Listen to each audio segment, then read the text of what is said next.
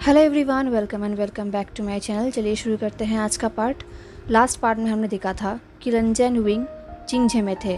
उन लोगों ने जिंगी को रेस्क्यू किया एंड देन निये मिंजो ने लंजा को पकड़ लिया था एंड उन्हें पता चल गया कि मोशन के बॉडी में लंजा ही है। बट नियोसेन ने लंजा को भागने में हेल्प किया। दिन बाद में नियोसेन ने जूनियर्स को लंजा, विंग एंड नियोसेन का बचपन का स्टोरी बताया एंड देन उसके बाद नियोसेन ने अपने टोम्ब के बारे में लंजा एंड विंग को सब कुछ बताया। And then next day Lanza and Wing को निये क्लैन के टोम्ब के अंदर से उस हाथ के 2 पैर भी मिले। जैसे ही वो लोग उसको लेकर वहाँ से भाग रहे थे, निये मिंजिनो ने देख लिया था, तो उनके पीछे नी डिसेबल्स भी भाग रहे थे एंड लंजा मोशन के बॉडी में था। उसकी इस बॉडी में उतना पावर नहीं था, तो वो भाग नहीं पा रहा था। ये देख के विंग लंजा को अपने बाहों में लेकर भागने लगा। अब उनका नेक्स्ट स्टॉपेज योयांग था। वो हाथ उन्हें वहाँ पर ही रीड करके लेके जा रहे थे। अभी वो लोग योयांग में थे एंड अभी लंजा बहुत ही ऑकवर्ड सिचुएशन में था, क्योंकि अभी लंजा का donkey little Apple and wing के बीच में स्टीयरिंग कॉन्टेस्ट हो रहा था। डोंकी विंग को देख रहा था एंड विंग उस डोंकी को। वो लोग रोड के बीचों बीच खड़े थे एंड ऐसे बिहेव कर रहे थे। आसपास से लोग जा रहा था बट लंजा सबकी तरफ ग्लेयर कर रहा था ताकि कोई भी कुछ भी ना बोल पाए। इस तरफ लंजा ने देखा कि ना विंग हार मान रहा है और ना ही लिटिल एप्पल। ये देख के लंजा ने शाई किया। उसने अपने स्लीप से एक एप्पल निकाला लिटिल एप्पल को देने के लिए, बट इससे पहले वो दे पाता विंग ने उसे रोक दिया, वो भी लिटिल एप्पल से अपने आई कांटेक्ट बनाए रखते हुए। उसने लंजा से कहा, लंजा तुम उसे स्पॉइल कर रहे हो। अगर तुम उसे हर टाइम ऐसे एप्पल देते रहोगे तो फिर वो लेज़ी हो जाएगा एंड लेज़ी डंकी हमारा किसी भी काम का नहीं रहेगा।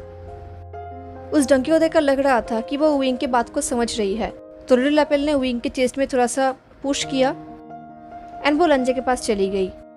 लंजा के हाथों के पास अपने हेड को रब करने लगी। ये देख के लंजा उसके हेड के ऊपर अपने हाथ को फेरने लगा। ये देख के विंग ने प्रोटेस्ट किया। उसने कहा, लिटिल एप्पल तुमने मुझे बिट्रे किया है। तुम्हें एप्पल खरीद के मैं दे रहा हूँ एंड तुम मुझसे ऐसे बिहेव कर रहे हो। ये सुन के एप्पल ने विंग को एक लुक दिया, जैसे कि उसे अपने आप पे प्राउड फील हो रहा हो। देन लंजा ने लिटिल एप्पल को एक एप्पल दिया। इससे पहले विंग और आर्ग्यू करता, लंजा ने विंग को उस हाथ के बारे में पूछा कि अभी वो हाथ उन्हें कहाँ पर लेके जाना चाहता है। तो विंग ने कहा, ओह हाँ, तो मुझे लगता है कि इसी शहर में हमारे डियर फ्रेंड हाथ का बाकी कोई बॉडी पार्ट होगा। लंजा ने कहा विंग ने पूछा, हे लंजा, तुम्हें क्या लगता है जिस इंसान ने मो विलेज में इस हाथ को रखा था, क्या उसने ही निये टॉम में उन पैरों को रखा था? लंजा ने कहा, नहीं। विंग ने कहा, मुझे लग रहा है। ये बोलते हुए विंग ने अपने ओपिनियन बोलना शुरू किया। तभी सडनली लंजा ने पूछा, तुमने मुझे पहचाना कैसे? विंग ने कहा, हाँ, ओह लंजा, ये फेयर नहीं है, तुम्हें गेस करना होगा। लंजा ने कहा, विंग ने कहा, अगर तुम ये सोच के वरीड हो कि बाकी लोग भी तुम्हें पहचान लेंगे, देन डोंट वरी, ये इतने इजी नहीं होगा। बट हाँ, मुझे ये कहना ही पड़ेगा कि तुम्हारे बिहेवियर से लोग तुम्हें पहचान सकते हैं। ये सुन के लंजा ने पूछा, बिहेवियर मतलब? लंजा फ्रॉन्ट हो गया एंड विंग ने हंसते हुए कहा, तुम्हें देख के ऐसा लगता है कि तुम अपना आइडेंटिटी छुपाना ही नहीं चाहते। ये सुन के लंजा ने कहा, झूठ बोलना मना है। ये सुन के विंग और भी हंस रहा था। विंग ने कहा, लंजा, अगर तुम अभी भी 4000 रूल्स फॉलो करते रहोगे तो तुम्हें कोई पहचान लेगा। लंजा ने कहा, 4000 रूल? विंग ने कहा, ओह राइट, मैं भूल गया था, अभी क्लाउड रेजर्स में 4000 रूल्स है। उन लोगों ने और भी 1000 रूल्स ऐड किया है एंड आई एम श्योर उन लोगों ने एक और रूल भी ऐड किया होगा जिस रूल में ये लिखा होगा कि विंग से बात मत करना, बट शायद ज़ेबोचू ने उस रूल को हटा दिया होगा, क्योंकि वहाँ के स्टूडेंट्स ये कैसे प्रेटेंड करेंगे कि उनका टीचर एग्जिस्ट ही नहीं करता। ये सुन के लंजा शॉक्ड हो गया। उसने कहा, तुम गुसु में टीचिंग करते हो? विंग ने कहा, हाँ, मैंने तुमसे कहा था ना कि मैं बच्चों को लेकर गुसु जाता हूँ। तो एक दिन मैं गया था एंड मैं सीनियर डिसिपल्स को कुछ तलिस्मान्स का बेसिक टेक्निक सिखा रहा था एंड तब से ये चीज़ शुरू हुआ। वो डिसिपल्स मुझे जानते थे पहले से ही, क्योंकि वो लोग वार में थे, बट उसके बाद से ज़ेबोचू ने मुझे ऑफ़र किया कि मैं वहाँ का गेस्ट टीचर बनूँ। तो मैं जब भी फ्री फील करता हूँ मैं वहाँ पर चला जाता हूँ एंड वहाँ के डिसिप्लिन्स को बिगाड़ कर आता हूँ। ये बोलते हुए विंग हंस रहा था। लंजा को कहीं ना कहीं बहुत अच्छा लग रहा था। लंजा का ये ड्रीम था कि गुसु में वो विंग के साथ रहेगा। वो दोनों एक साथ मॉर्निंग में क्लासेस करेंगे एंड देन इवनिंग को वो लोग एक साथ जिनसे में वापस आएंगे एंड वो लोग हैप्पीली रहेंगे। बहुत टाइम पहले से ही लंजा और गुसु घर जैसा फील होना बंद हो चुका था, बट अगर लंजा के साथ विंग रहता तो शायद लंजा और गुसु फिर से घर जैसा फील होता। तो ये सोचते हुए लंजा ने शाय किया और कहा, तो अभी हमें इस एरिया के कल्टीवेशन सेक्शन में जाना चाहिए। विंग ने कहा, किस लिए? इन्फॉर्मेशन लेने के लिए? लंजा, तुम्हें सच में कुछ नहीं पता। कोई भी कल्टीवेशन सेट किसी आउटसाइडर को अपने सेट के बारे में नहीं बताते, क्योंकि अगर उन्होंने अपने प्रॉब्लम्स के बारे में शेयर किया तो ये उनका इंसल्ट नहीं होगा? लंजा ने पूछा, देन हमें कहाँ जाना चाहिए? विंग ने हंसते हुए एक वाइन शॉप की तरफ पॉइंटिंग किया। ये देख के लंजा ने अपने एक्सप्रेशन चेंज कर दिया क्योंकि वो क्लियरली अनइम्प्रेस्ड था। ये देख के विंग ने कहा, देखा, ये भी वन ऑफ द रीज़न है कि तुम्हें कोई भी पहचान सकता है। ये बोलते हुए विंग लंजा के एक्सप्रेशन को कॉपी करने की कोशिश कर रहा था, बट उससे हो नहीं रहा था। उसने बहुत बार कोशिश किया बट उसका एक्सप्रेशन और भी बिगड़ रहा था। ये देख के लंजा अपने आप को कंट्रोल नहीं कर पाया एंड उसने स्माइल किया। लंजा ने पूछा, एंड हमें वाइन शॉप से क्या हेल्प मिलेगा? विंग ने कहा, इसलिए मैं कहता था कि तुम्हारे सेट को प्रैक्टिकल टीचिंग में ज़्यादा फोकस करना चाहिए। ये सुन के लंजा बोलना चाहता था कि अब वो उसका सेट नहीं रहा, अभी वो उस सेट का पार्ट नहीं रहा, बट लंजा ने कुछ भी नहीं कहा। विंग ने कहा, मैं जानता हूँ कि गॉसिप करना मना है, बट इंफॉर्मेशन गेन करने का सबसे easy and most important part यही है कि हमें गॉसिप सुनना होगा। गॉसिप से हमें सब कुछ पता चल सकता है। ये बोलते हुए विंग लंजा को उस वाइन शॉप की तरफ लेके जाने लगा। लंजा शॉप के अंदर गया एंड टेबल ढूंढने लगा। इस तरह विंग लिटिल एबल को लेकर टेबल में चला गया उसे वहाँ पर रखने के लिए। जब विंग उस शॉप के अंदर आया तब उसने देखा कि लांगवांग जी के साथ एक वेटर बात कर रहा है। वो वेटर कह रहा है, गोंगजा, अगर आपने हमारे शॉप के एक जार वाइन पी लिया एंड आप स्टिल ड्रंक नहीं हुए, देन मैं आपका सरनेम एक्सेप्ट कर लूँगा। वैसे आपका नाम क्या है? इससे पहले लंजा कुछ कह पाता, विंग ने कहा, उसका नाम है वेजान। ये बोलते हुए विंग वहाँ पर आया एंड ये सुनते ही लंजा शॉक्ड हो गया। विंग वहाँ पर आकर लंजा के साथ बैठ गया। तभी उस वेटर ने विंग को ग्रीट किया एंड वो उनको ऑर्डर लेके वहाँ से चला गया। अब उस टेबल पे सिर्फ लंजा एंड विंग थे। विंग ने स्माइल करते हुए कहा, लंजा, सॉरी अबाउट दैट, बट मैं पैनिक हो गया था। मैं सच में ये सोच के वरीड हूँ कि तुम्हारा आइडेंटिटी मेरी वजह से रिवील ना हो, क्योंकि मैं तुम्हारा नाम बहुत यूज़ करता हूँ। ये सुन के लंजा सोच रहा था, ये बात तो सही है।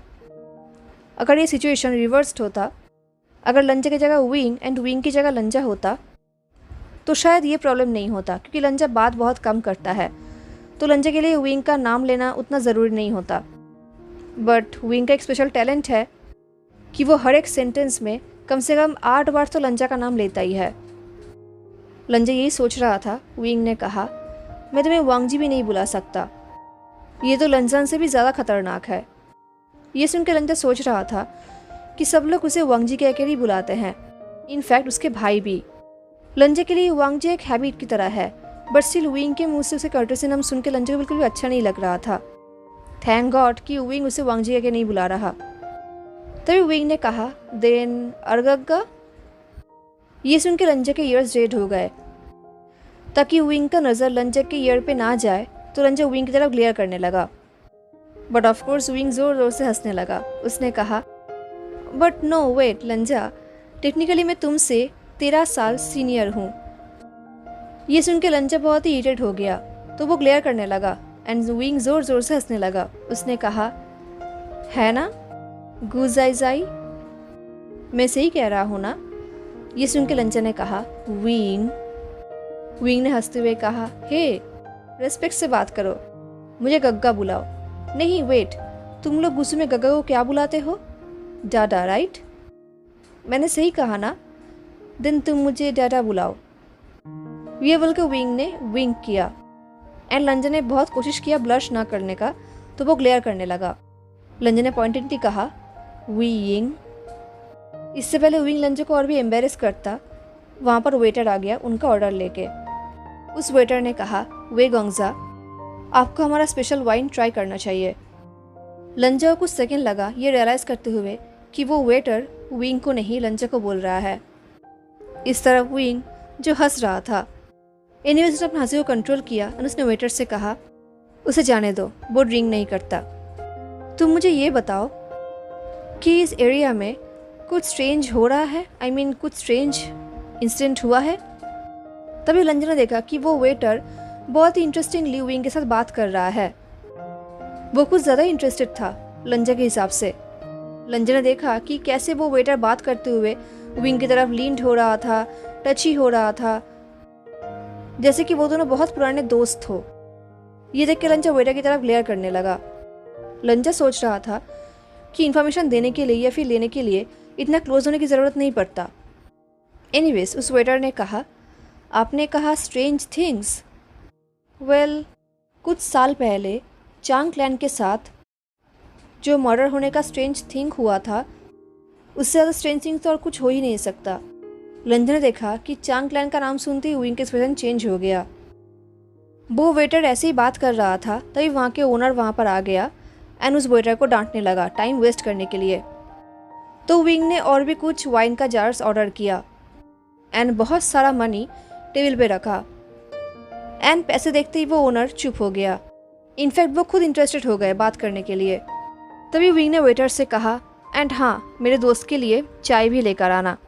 ये बोलकर विंग ने और भी एक्स्ट्रा मनी टेबल में रखा एंड वो वेटर वहाँ से चला गया चाय लाने के लिए। विंग बहुत पैसा खर्च कर रहा था। ये देख के लंजा को बहुत ही अजीब लग रहा था, बहुत ही बुरा लग रहा था। ये देख के विंग ने कहा, अरे पैसे के बारे में चिंता मत करो, ये पैसे सेठ की तरफ से है एंड जेंग चैन ने जाने से पहले मुझे बहुत पैसा दिया था। ये बोल के विंग ने विंक किया। विंग ने कहा, सीजी ने पीकॉक से कहा था ताकि वो भी मुझे पैसे दे, क्योंकि ये इस केस में जिन सेक्ट भी इन्वॉल्व है एंड हम रिसर्च कर रहे हैं उनके लिए ही, तो हम उनके लिए काम कर रहे हैं।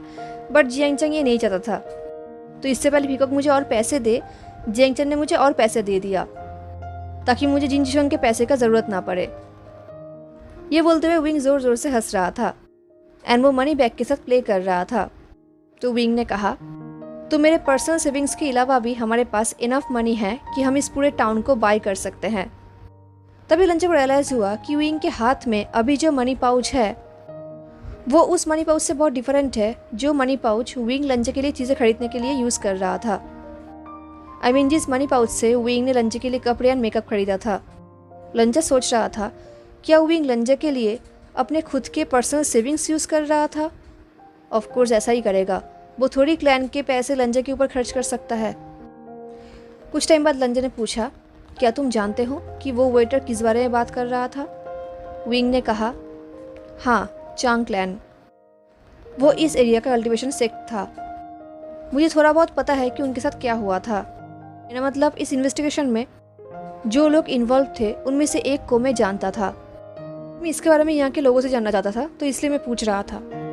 तभी उनके पास वो वेटर वापस आया उनका ऑर्डर लेके एंड वो फिर से स्टोरी बोलने लगा। उस वेटर ने कहा, तो ये सब 10 साल पहले शुरू हुआ था जब चांग क्लैन के लीडर चान पिंग का डेड बॉडी उनके ही हाउस के बाहर पाया गया था। उन्हें लिंगची से मारा गया था एंड आई होप आपको पता है कि लिंगची क्या है। लंजा ने पूछा, तो क्या मर्डरर को पकड़ा गया था?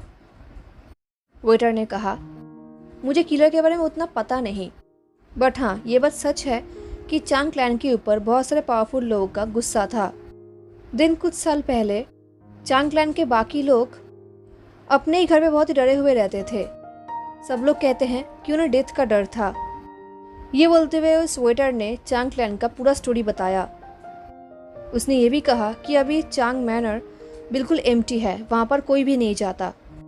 सबको यही लगता है कि उन लोगों को भी उसी इंसान ने मारा है जिसने चांग क्लैन के लीडर को मारा था कुछ साल पहले। वैसे उसके बारे में किसी को पता नहीं, वो कहाँ से आया है, अभी वो कहाँ पर है। हमें बस इतना पता है कि वो बहुत ही फेमस विलेन का डिसिपल था। उस विलेन का नाम क्या था? उसे जेट कह के बुलाते थे। ओ हाँ, हे योलांग। लंजा चाय पी रहा था, वो लिटरली खांसने वाला था। उसका हाथ कांपने लगे। वो सोच रहा था अब वो यहाँ पर भी आ गया। अब उसने यहाँ पर क्या किया? एंड डिसिपल, उसका तो कोई डिसिपल नहीं था। सबसे बड़ी बात, अगर होता भी तब भी वो डिसिपल को लिंची का ट्रेनिंग नहीं देता। वो ये सोच ही रहा था, तभी विंग ने कहा, थैंक्स, आपने बहुत हेल्प किया है, अभी हम चलते हैं। ये बोलते हुए विंग खड़ा हुआ, लंजे भी खड़ा हुआ। वो लोग जाने ही वाले थे, तभी विंग ने हंसते हुए उस वेटर से कहा कि वो वेटर कुछ एक्स्ट्रा जार्स सेफली रख दे ताकि विंग बाद में उन्हें पी सके। ये सुन के वो वेटर भी हंसने लगे थे। उन्होंने अपने हाथ को रैप कर लिया विंग के ऊपर एंड बातें करने लगे। ये देख के लंच उस वेटर की तरफ ग्लेयर करने लगा। ये देख के उस वेटर ने विंग को विस्पर करते हुए कहा, आपका दोस्त बहुत ही स्ट्रेंज है, वो मुझे ऐसा देख रहा है जैसे कि मैंने उसके वाइफ के ऊपर हाथ रखा है। ये सुनकर रंजन ने कुछ कहा नहीं, वो आगे जाने लगा। ये देख के विंग ने उसे बुलाया। उसने कहा, लान, वेट, वेजान। बट लंचा नहीं रुका, वो आगे जाने लगा। वो बहुत ही फास्ट वॉक करने लगा एंड देन वो टेबल पे आ गया जहाँ पर उसका डोंकी था। लिटिल एप्पल ने शायद लंजा की इरिटेशन समझ गई थी, तो वो लंजा के सामने अपने हेड को रब करने लगी, उसे कंफर्ट करने के लिए। ये देख के लंजा ने शाई किया एंड वो उसके हेड में अपने हाथ को फेरने लगा। तभी उसके पास विंग आ गया। उसने चेयरफुली कहा, तो तुम यहाँ पर हो, चलो चलते चलते मैं तुम्हें सब कुछ एक्सप्लेन करूंगा चिंग मैनर के बारे में। देन वो लोग वहाँ से निकल गए। चलते चलते लंजा ने कहा, मेरा कोई डिसिप्लिन नहीं था। विंग ने कहा, मैं जानता हूँ, एंड वैसे अगर होता तो बहुत अच्छा होता, तुम बहुत ही अच्छा टीचर बनते। ये सुनकर लंजा सोच रहा था कि बचपन से ही तय था कि बड़े होकर लंजा गुजू का टीचर बनेगा।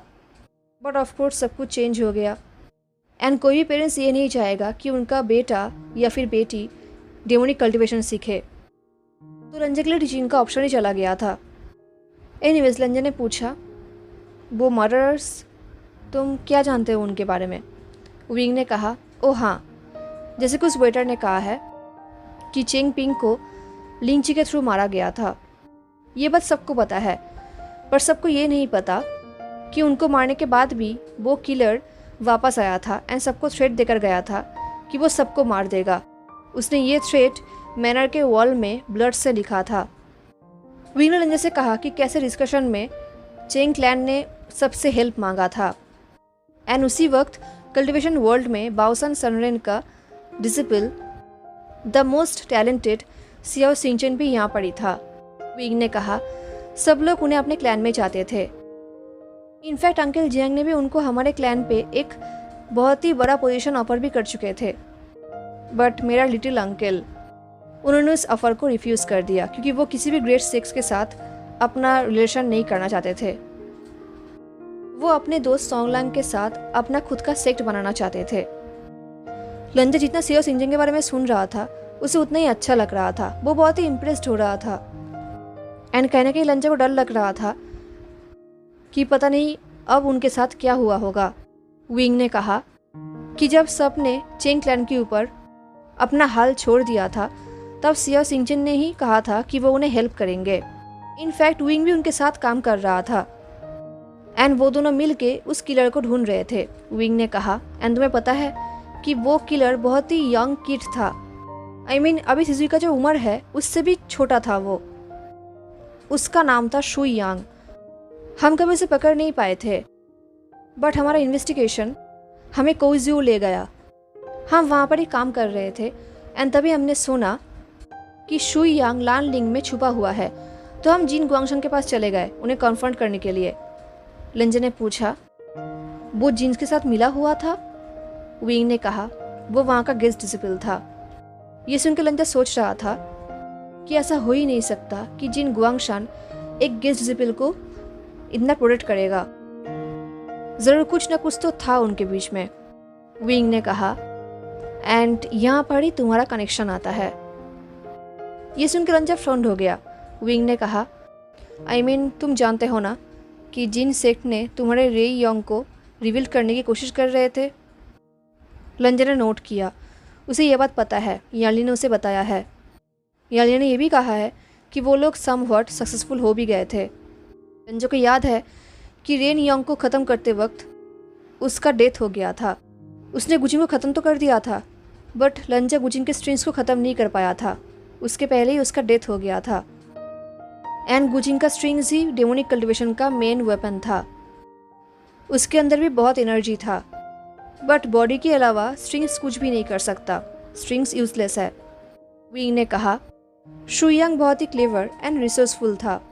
उसने क्लेम किया कि वो उस गुचिन को रिबिल्ड कर सकता है, एंड बाद में हमें रियलाइज़ हुआ कि वो झूठ नहीं बोल रहा था। ये सुनकर लंचा फ्रॉन्ट हो गया। विंग ने कहा जस्ट बिकॉज मेरे सीजीएन एंड पीकॉक ने इस बात को सीक्रेट रखा है, इसका मतलब ये नहीं कि मुझे कुछ पता नहीं चलेगा। लंचा ने कहा जाओजिंग सी सॉन्ग के अलावा रेन योंग ज़्यादा पावरफुल नहीं है, उसके अंदर सिर्फ बेसिक डेमोनिक कल्टिवेशन ही रहेगा, ज़्यादा कुछ नहीं। विंग ने नोट किया। विंग ने कहा एंड जहाँ तुमने मुझे कहा था कि ये सॉन्ग बहुत ही केयरफुली प्ले करना चाहिए, कोई भी मिस्टेक के बिना, तो शुई यांग ने रेन योंग को तो बना लिया था, वो भी बैकलैश के बिना, बट उसके अंदर इतना टैलेंट नहीं था कि वो सॉन्ग प्ले कर पाए। वो म्यूज़िक में उतना अच्छा नहीं था, एंड मैंने आज तक कभी भी उसे कोई भी सॉन्ग प्ले करते हुए नहीं सुना था। लंजा सोच रहा था तो इसका मतलब अभी रेन योंग फुल्ली कंप्लीटेड नहीं है, अभी भी इनकम्प्लीट है एंड उतना डेंजरस भी नहीं है। लंजा ने पूछा तो gene sect demonic cultivation practice कर रहा था? ये सुनते हुए विंग के एक्सप्रेशन डार्क हो गया। विंग ने कहा हम लोगों ने बहुत कोशिश की इस चीज़ को प्रूफ करने का, बट जिन गुआंगशान इस चीज़ को डिनाई करते रहा। उसने कहा था कि उसने शुई यांग को प्रॉमिस किया है कि वो उसे प्रोटेक्ट करेगा, एंड इसलिए वो उसे डिफेंड कर रहा है। बट देन शियाओ सिंगचेन ने शुई यांग का डिमांड किया और जिन गुआंगशान से कहा कि वो उसे ट्रायल पे रखे, बट जिन गुआंगशान ने कहा कि शुई यांग के खिलाफ कोई एविडेंस नहीं है। But Shuey Yang literally blood से चांग क्लैन को थ्रेट देकर आया था, वो भी अपना नाम लिख कर। एंड देन वहाँ पर निये मिंगजी आ गए हमें हेल्प करने के लिए, एंड जैसे ही उन्होंने सुना कि कोई डेमोनिक कल्टिवेशन यूज़ कर रहा है, वो बहुत गुस्सा हो गए थे एंड वो इमीडिएटली जिन गुआंगशान के पास चले गए थे। जिन गुआंगशान उम्र में बड़ा था एंड उसके पास पोजीशन भी हाई था, बट स्टिल वो निये मिंगजी से डरते थे, तो उन्होंने प्रॉमिस किया कि वो शुई यांग को ट्रायल में रखेंगे। बट जैसे निये मिंगजुए जिन क्लैन से चले गए, उन्होंने फिर से शुई यांग को नॉर्मल लॉकअप पे रख दिया। एंड सबसे बड़ी बात, उसके बाद ही निये मिंगजुए ची डिवीजन में चले गए थे एंड उन्होंने बहुत सारा महीना गुस्सू में बिताया था रिकवर करने के लिए। बट एक बात अच्छा हुआ कि उनके वापस आने के बाद हुसैन ने मुझे कहा कि गुस्सू के हीलिंग ने निये मिंगजुए को बहुत अच्छे से हील किया है, इनफैक्ट उनके तलवार को भी ठीक से हील किया है। बट ऑफ कोर्स उन महीनों में जिन गुआंगशान के खिलाफ ना ही निये मिंगजुए थे और ना ही लान सीचेन, तो वो और भी डेंजरस हो गया। फैक्ट तब uncle Jiang and madam you का भी मर्डर हो गया एंड मुझे भी ये इन्वेस्टिगेशन छोड़ना पड़ा। ये बोलते हुए विंग बहुत ही अपसेट दिख रहा था। ये देख के लंजो को बहुत बुरा लग रहा था। वो सोच रहा था पता नहीं विंग को क्या क्या झेलना पड़ा था। विंग के पास कोई ऑप्शन ही नहीं था, या तो उसे अपने क्लैन का ड्यूटी फुलफिल करना होता या फिर उसे लोगों का हेल्प करना होता। तो ऑफकोर्स विंग को क्लैन का ड्यूटी ही अपनाना पड़ा।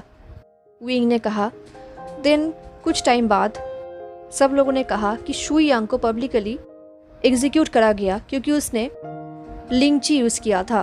बट द प्रॉब्लम इज़ हम में से किसी ने भी शुई यांग को कभी भी नहीं देखा है, तो हमें नहीं पता कि वो कैसा दिखता है।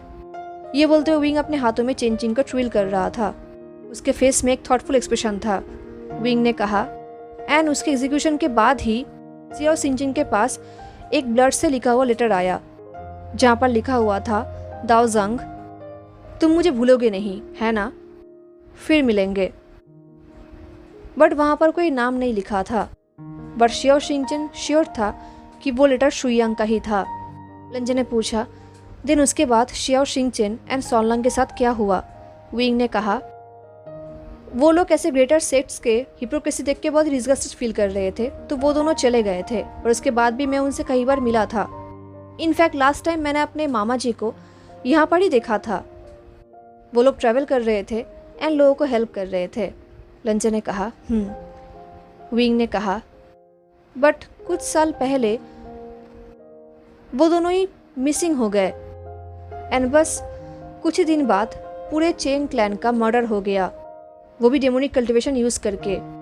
एंड जिन गुआंगशान तब तक मर चुका था, तो जिन गुआंगयाओ लीडर बन चुका था एंड उसने कहा कि उसे कुछ भी नहीं पता, उसे इसके बारे में कोई नॉलेज नहीं है। इनफैक्ट हम लोगों को मनाने के लिए उसने हमें शुई यांग का डेड बॉडी भी दिखाया जिसका एक फिंगर मिसिंग था। बट ये बोलते हुए विंग फ्रोन्ड हो गया। उसके फेस में एक कन्फ्यूजन था। विंग ने कहा, चेंग क्लैन के मर्डर का कुछ आई विटनेसेस है। लंजे ने कहा, किसी ने शुयांग को देखा है? विंग ने कहा, नहीं। जिस दिन चेंग क्लैन का मर्डर हुआ था उस दिन उस एरिया में कुछ रोग कल्टिवेटर हंटिंग करने के लिए गए थे। उन लोगों ने 2 पीपल को देखा था जो चेंग मैनर के बाहर खड़े थे, एंड उसके बाद ही उन लोगों को चेंग मैनर का बॉडी मिला था। उन लोगों ने जो डिस्क्रिप्शन दिया उससे यही लगता है कि उनमें से एक लोग सोंग लांग था, एंड उसके हाथ में सिर्फ उसका ही नहीं बल्कि शियाओ सिंगचेन का फेमस तलवार शुआंगहुआ भी था। लंजा सोच रहा था कि अगर लंजा उस वक्त ज़िंदा रहता तो ये सब बहुत ही डिफरेंट होता, क्योंकि जब वो ज़िंदा था तब जो कुछ भी हो रहा था सबके ब्लेम सब लोग लंजा को ही दे रहे थे। तो अगर लंजा तब भी ज़िंदा रहता तो इन सब का ब्लेम लंजा को ही दिया जाता। इनफैक्ट उसे फिर भी ब्लेम मिला। सब लोगों ने ये कहा कि शुयांग लंजा का डिसिपल था। ये सोचते हुए लंजा का एक्सप्रेशन चेंज हो रहा था, बट विंग ये नहीं चाहता था। तो उसने कहा, तो हम कहाँ थे? हाँ, तुम्हारे नाम में। हमने अभी तक उसकी कन्वर्सेशन को कंप्लीट नहीं किया है। तो क्या मैं तुम्हें वेईजानी बुलाऊं? ये सुन के लंजा ने शाय किया एंड विंग को इग्नोर किया, बट कहीं ना कहीं लंजा के फेस में स्माइल आ गया था। विंग ने कहा, आई थिंक ये ठीक नहीं होगा, क्योंकि बहुत सारे लोग मुझे जानते हैं एंड उन्हें ये भी पता है कि मेरा दूर दूर तक कोई ब्लड रिलेटिव्स नहीं है।